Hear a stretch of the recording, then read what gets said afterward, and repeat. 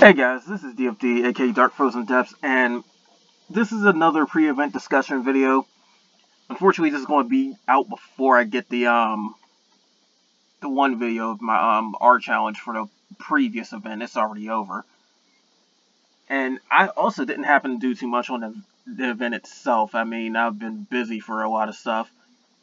I could pass on the weapon honestly, so I did so because it was Ascension and a medium assault. I didn't really need that, but it would have been nice to have if given the burst setup I had. But I did manage to get at least one copy of Pazuzu and some gacha tickets. I also got a gold book because I was able to.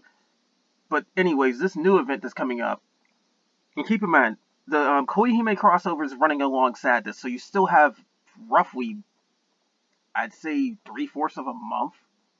It's still quite a long time for that one, so you can do that as well as this event. But this event's definitely very good.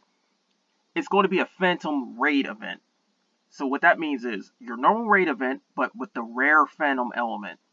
That instantly means this one thing. You must use your strongest team. Period. We'll get to why later on. And you definitely want to get this add-on because she's way better than I thought once I actually looked up some more details on her. But anyways, there's an SSR weapon, which is actually pretty good. You also want that, especially if anybody who has fire as their strongest team. There's a mix of SR weapons as well if you happen to need them. Of course, naturally go for the assault ones. There's a free Kamihime. We'll go over what she does later on as well. And then on top of that, of course, this being a raid event, grind the crap out of it. You can spam the gacha for more magic jewels, even though they're small amounts. You can spam the gacha for plus weapons, plus adolins, gems, all that good stuff. Very good to actually go after, so you definitely want to do that. If you're lucky, you'll even pull extra copies of the SSR stuff, which both of them are worth because, remember, Adolin orbs are a thing. I cannot stress that enough. Because it does seem like some people have forgotten that as well from what I've actually noticed in a few replies and whatnot. But at the same time, this Adolin actually is very good. It's not super strong, but it's definitely good. Especially for a new player, it's going to be super strong. And then, copies of her you don't need, you can sell off for Adolin orbs. For event SSR, it's 150 orbs. So say you somehow grind this event enough to get her to max break and then manage to get extra copies of her, like 5 of them. That's 750. And you remember, you need 10,000 in order to get one of the Dragoons. And since the end goal is definitely to get at least all 6 of them, so you're going to need 60,000 altogether, so get as much of those Adolin orbs as you can. It's not going to be easy, even if you're a paying player. Because the most you'll sell for SSR copy is 750 from the event, the actual gacha. The event Adolins don't give near as much. But anyways, getting on with this. Same typical stuff as raid events if you've seen this before. You have a story thing, you have a standard, another story thing. You have to get stuff from standard in order to enter expert. Then you get stuff from expert in order to enter Ragnarok. So you have to do all of that. And it's pretty much bats. It's going to be Halloween themed. The timing on this event's also pretty fitting because Halloween's coming up pretty soon and we got a vampire. But yeah, that's the whole thing with that. It's not really, like, grinding this isn't really for the experience, but it can help. Because the experience in the rank points is sort of decent, but there's better places to actually get that. But definitely if you want to go for tickets, this is the way to go. Now, here's the whole deal with this. It says, what difficulty should you go around? Honestly, whichever one you can handle the most. Like, I would spam expert if you're going to start them and jump into Ragnarok whenever you can, or even start a Ragnarok. If you are strong enough to clear this on your own, by all means do so. No matter what element you pick, no matter who you use, you're going to be doing weakness damage, so all your damage is multiplied by 1.5 anyways, or somewhere around that mark. But that's the whole thing with this. Try to handle as much as you can, because while you're dealing more damage, you're also taking more damage. So that's the thing. They even say queers, they don't try to overdo it. So if you know you can't handle something, either wait until you can get a lot of people to help you out, or simply put, just go to a lower difficulty. So that's the whole thing. A lot of the better rewards are in expert anyways, and then even grinding standard can sometimes get you the same divine souls from that expert would drop. You only get double souls from Ragnarok, but if you ask me, the majority of that is just to try and get the 55 double souls, just to zip and complete the bigger bulk of that list. If you want to go further, be my guest, but divine souls is definitely where you get most of the really good rewards. So anyways, the SSR at Dolan is a phantom one, Vlad. Here's the deal with her. Apparently, this isn't character attack that she gives. It's elemental, and it goes to everyone. She also increases the drop rate. This is why I said she's good. Summoning her in a fight also will give you energy drain to your entire team, which also happens to be an extra heal. So, say for instance you manage to summon both her and Yggdrasil, who was a previous event I doing. You can probably go buy her from the orb shop if you still want her. Say you have both their effects in play. You're getting a regen. On top of that, you're also draining some HP per attack. So it's 100 per every time you hit. So you're getting up to 900 HP recovery from Vlad, and then you're also getting more from Yggdrasil. That racks up. She's very good to have, period point blank. Either as a support or even a main, depending on how strong you've got things. If you got Adolans that actually can do better in the case of elemental attack, then don't worry too much about putting Vlad as a main, but definitely try to at least have her as a sub just for the backup heal, if you can spare it. We'll even go over her stats as well, because that can be an interesting thing. Because her stats, her HP is 750, which is actually quite a bit, but her attack power is only 1680, so in the case of attack, not too great. In the case of HP, it definitely helps. So if you need some healing or some more HP, that's definitely a good thing to go. You have to keep this in mind. Attack power alone does not win these fights, especially when you start going into Guild Order, the Ragnarok, raid bosses, stuff like that. But anyways, her effect is very good. For beginners, it is the best thing you could probably have right now. Because one add-on covers all 6 of your teams. Well, no, 12, because we have more. And the drop rate goes up. Stick that even further. If you've seen a previous video where I did a quick little, a quick thing that I pointed out about, leveling up your characters now, that we have a lot more, party slots we can make. Vlad is perfect for a rainbow team as well. Because of the simple fact that she'll give everybody elemental attack by 30%. So, yeah. And she's also up in the drop rate as well. So if you somehow end up using a rainbow team for something else, then yeah, you got more drop rate. But that elemental is definitely the way to go. Because unlike Diablos, it's not assault. And elemental tends to have a little bit more weight than assault. But anyways, this spear, I'm not going to go over the stats, but I do know what it does. It is a small stinger, so remember, stinger is critical. If it goes into effect, double damage. I haven't seen it work on bursts, so I got to point that out. I don't know for sure if it works on bursts, but it definitely works on normal hits. And then you have a medium assault. This is still a very good weapon. And then on top of that too, the activation rate can be pretty nicely. It says it has a 10% activation rate if you get it to skill level 20 looking at this, so that's actually pretty good.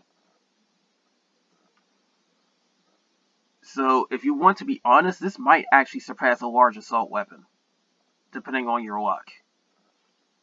It's definitely worth getting. Now then, this SR Kamihime, she's a darkness one. She's actually pretty cute too. But this is what you're working with. A lot of her abilities have a long cooldown, pretty much all of them actually. So that's something. But from what I can see, she's actually pretty good, despite the long cooldowns. Her first ability makes her immune to damage, and then when you get it stronger, it can go increase the burst gauge. So she'll gain some more bursts along with preventing any damage whatsoever. Her second ability is a healing one. Grants a 3-turn barrier along with healing the entire team. We have yet another dark healer, and this one's free. Her third ability is a nice little damage nuke by the looks of it. 6 times dark damage. And it says that enemies of light attributes, so I don't know if it'll, yeah, it's the same thing as, I'm trying to think of her name, Tsukiyomi, Light Tsukiyomi. If you use this against light enemies, it'll give it 6 times dark damage, which is one serious nuke. Otherwise, it's probably just going to do normal damage, which is like times 1 or times 2. Yeah, about 1.5 to 2, that's what it's saying down here. But light enemies will definitely take a huge hit from her. But the main reason you want her is those first 2 abilities. She gets 20 burst gauge by the looks of this when you get that ability up there. When you get her second one up there, 1200 recovery, and on top of that, a 1000 barrier. So it's really healing you by pretty much 2200. And this is a free SR. What makes this even more interesting is the fact that her assist ability, if someone dies, her abilities immediately come off cooldown. So it's a nice little last minute thing. I don't know if that's really too reliable. I mean, if you're losing people, you might be having problems anyway. You're clearly doing something wrong if you lose most of your team. But the thing is, that's a nice little backup. It's something new. It definitely brings something new to the table. So, say for instance she survives but somebody else dies, you can sit up and heal the whole team and give them a barrier. Get them a little bit of recovery. And you can then nullify another attack. So say you get hit by an enemy's trigger, it did a lot of damage to you, but their burst is about to come up. And you know their burst will sit up and target one person. You might get lucky and sit up and invalidate that while healing everybody else and herself. Who knows? There's a lot of good things with this one and it works pretty well. So I can definitely see some use out of her, especially because of that healing. So she's definitely worth getting, and it doesn't take too much to get the free SR. But now let's go on to the bigger meat of things. Now, I can see this right here, just from the enemy status thing right here. I have to go further down to get a better breakdown for the other stuff, but this is a big thing you have to be careful about on standard. So if you're not strong enough to really blow through standard, you have to watch this. This is the one time I have to point this out. Her normal charge will give herself a barrier that prevents almost 10,000 damage, and she gets regeneration by 5,000 every turn. For someone that can't do that much damage like a beginner, that's very hard to get past. And then on top of that, the other thing is the fact that she will cause a reduction in attack power, meaning everybody's attack power goes down if it sticks. And worse, if it sticks, it's doom. It's mentioned death here, but it's pretty much doom. Meaning, you got 3 turns to remove that status vector in the fight, or that character will die. So be very careful. Vlad's got an interesting thing too, where when her trigger happens, she'll do some damage, but she'll sip and give some sort of invalidation where she'll just do some weird low effect based on element. I don't know if it's based on your element or whatever attribute buff she gives herself, but that's the whole thing with that. To really go into details about that, an attribute will be attached to herself, and then it will deal damage and then debuffs based on the attribute. That's what it's saying. So it sounds like it's going to stick a random one on herself. Fire shall cause burn. Water shall cause drowning. Wind shall lower your combo rate. Thunder she can cause paralysis, which is pretty bad. Light shall seal abilities by the looks of it. Dark shall prevent your burst. That's also pretty bad. An illusion, which is a phantom element. Dazzle. So that means you'll pretty much get hit with I think it's called Dizzy, or I forgot what the English name of it was, but it's the one with the heart thing where it'll sometimes interrupt your turns. Now, here's another dangerous thing. Her Raging Burst hits 3 times randomly. Since you are taking weakness damage, this can be pretty bad. So you have to be careful of that. And speaking of weakness damage, because this is Phantom Element, they're actually suggesting Solomon in this fight. Because of the Solomon Ring ability. And what that does will hit you with 6 times with different elements. I honestly wouldn't go so far to put Solomon as your main, but putting that as an EX ability, if you can spare the slot, will definitely help. Like, for instance, if I try this with a fire team, I actually could go in there with Arthur and then have her use it. I can do this with a wind team, have Shingen use it. I've got options. So that's the whole thing with that. I can even have it for my light team too, which is probably what I'll do because Hercules can get very strong with the ability damage. But yeah, Solomon Ring can actually do a lot of damage in this case because 6 hits of weakness regardless of what element. So yeah. But it says don't go out of your way to get Solomon. The only time you probably should get her is if you have nothing else left. I made a mistake and got Solomon as my first legendary soul, but she did help out a little bit with the ability damage. They're still way better. So I can agree with that one. The only time you really need Solomon is in a guild order if they say, oh, you gotta clear with that one. But anyways, same typical stuff with these with these rewards. Nothing but raid tickets for achievement points. I'm not even gonna go over that.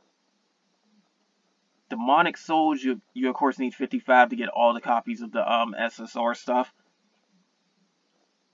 And Divine Souls, you definitely need to get 50 to get all the SSR stuff. So in total, you need 105.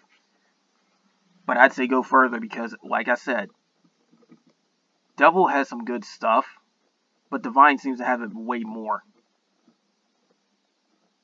Of course, if you can do so, get 100 Devil Souls and then 250 Divine just to clear out the whole list. Honestly, when this event starts, I might actually grind the crap out of it just to see how far I get. But that's the whole thing with that. And of course, 3 million gets you all 300 extra raid tickets. Now, the other thing is the fact that you only get 3 of each of SR weapons. So if you want any of these assault weapons, that's right here. Then, yeah. However, there's a new interesting one you might actually want, depending on how you set things up. You have a burst increase for the Water SR. Have fun with it, if you use it.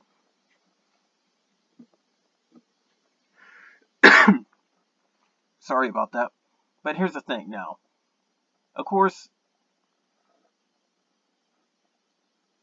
it says with only 1 character below R, but honestly, make your whole team R, just to be sure of that. But yeah, our team expert clear for the standard raid thing. You need a lightning for Ragnarok. I think it's a good thing I pulled Karen, also known as Cow Cow. I know by the time I try to attempt this mission, I can probably level her up quite a bit, maybe even to 80 if I just spam it all day for that EXP dungeon. But that's the whole thing. You need lightning for that one challenge, and it gives you quite a bit of raid tickets too if you're really trying to grind for those. So keep that in mind. Lightning is my weakest element. I might have trouble with that. So if I'm going to attempt it, I definitely need to get Karen as high as possible. And then I absolutely have to have Andromeda as my lightning soul because I have no healers. So that's the whole thing with that. So the Thunder element is definitely the one to go for. But like I said, Vlad is actually pretty good. I can't say she's like the most OP Eidolon that you have to absolutely go after. But I will say that you should consider getting at least 5 copies of her and holding on to that. If you're a newer player, by all means go after her. The weaker beginner players, she'll be a great help for a long time because no matter the team, it's a 30% elemental attack increase. On top of a drop rate increase. We just don't have the drop rate confirmed, so I don't even know. But that's the whole thing with that. Very, very good. Because while you're building up your assault, that elemental attack will start getting really good on effects. So, I can say without a doubt, regardless of how far you are, you might consider getting Vlad. Especially you plan on leveling up characters later down the line. She's a better option than Diablo's. Not just stat-wise, but effect-wise too. So yeah, that said, that's all I've got for this video. Of course, I'm going to show this event. Especially since Vlad's a vampire. I like vampires. Female vampires are hot, sue me.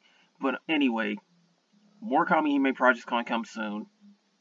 Probably sooner than you think if I finish making the Dark R video, because I record without sound at times, just like this video. And then I add my own music at times. I don't want to do that with these type of videos so you can actually hear me. But that's the whole thing with that. I do add my own music with muted stuff. I've done that since I've been playing L-Sword, so that's how I tend to get my own music into things, if you're wondering. That's why I don't have that Dark R video up. But yeah, it's definitely an interesting fight when I finally get it up on YouTube. And then on top of that, again, Vlad's going to get shown. I might show another Ragnarok fight. Well, they'll be called Ultimate at one point. But another Catastrophe fight. I'm thinking about doing that. Especially since I've gotten way better with my fire team. So, yeah. And then my light team might possibly be able to solo it. Or something else. Who knows? I tossed my light team in the fire Catastrophe. They did extremely well. But, that's all I got for this video, guys. More of this is definitely going to come soon. At some point, I'm also going to have the first video of my games playthrough. So, look forward to that as well. And maybe Rune's Pharmacy at some point. But anyways, that's all for now, guys. Take care.